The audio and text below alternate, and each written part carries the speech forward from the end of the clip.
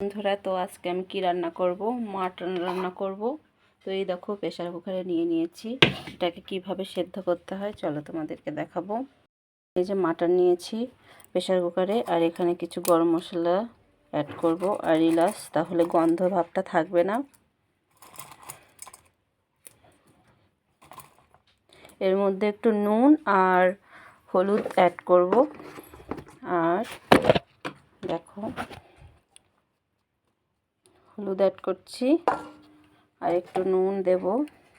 দেখো কিছুটা পরিমাণে নুন দিয়ে দেব, ব্যাস। আর এটাকে একটু জল দিয়ে দিই।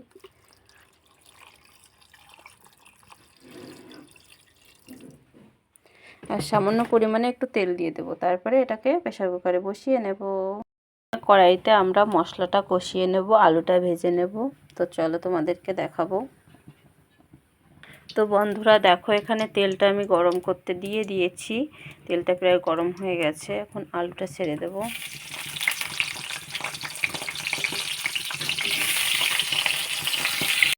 এটা এখানে ভাজা হয়ে গেছে। এখন মশলাটা কষিয়ে নেওয়ার পালা। তো এখানে আমি কিছুটা গোটা জিরে দিয়ে দিচ্ছি। তারপরে মশলাগুলো আমি একসাথে মিক্সচার করে রেখেছি, ওটাকে দিয়ে দেব।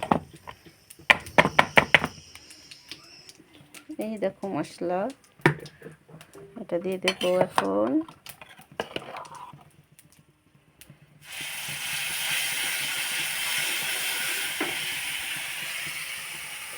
এর মধ্যে পরিমাণ মতো লবণ আর পরিমাণ মতো হলুদ দিয়ে নিয়েছি। এবার এটাকে সুন্দর করে কষিয়ে নেব যতক্ষণ না তেল উঠবে ততক্ষণ পর্যন্ত।